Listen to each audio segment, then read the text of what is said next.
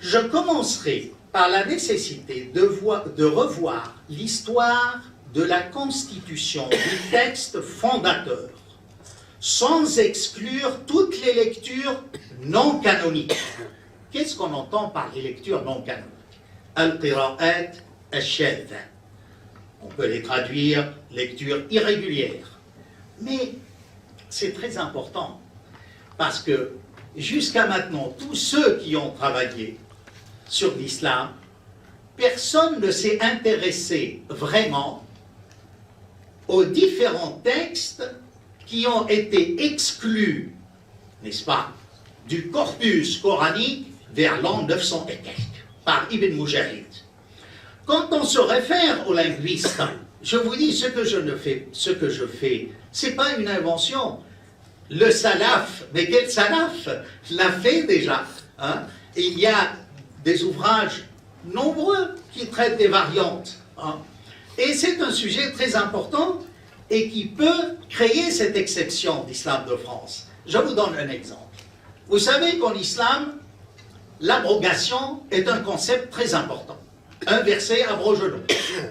D'ailleurs, après, certains ont avancé qu'un dit du prophète peut même abroger le Coran, hein, voire Shafi'i.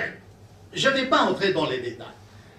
Reportons-nous aux variantes du verset qui concerne l'abrogation.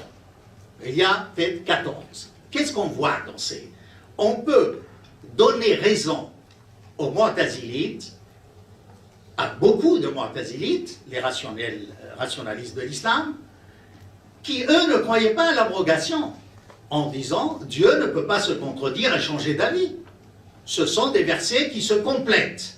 Et quand on lit ce verset qui a été retenu dans la Vulgate haussmannienne, je mets ça entre guillemets, on peut contester le terme, hein, on se rend compte que l'islam officiel a opté pour cette lecture qui confirme l'abrogation, voyez-vous, et a écarté les autres. Je dis bien écarté. Alors maintenant, vous me dites, mais ils n'ont pas fait ça par hasard, il y a des raisons linguistiques. Très bien. J'ai passé peut-être 10 ans à étudier le Muhtasab. Le Muhtasab est un ouvrage rare d'Ibn Jinni, le grand linguiste. C'est-à-dire, je vous traduis le titre, ce qui compte dans les lectures irrégulières, non canoniques.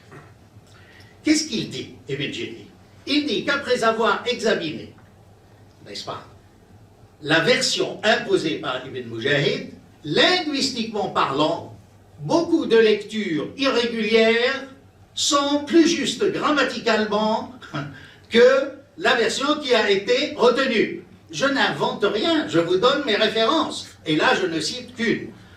Vous prenez d'autres références. Alors vous me dites, mais où sont ces lectures, ces variantes, hein?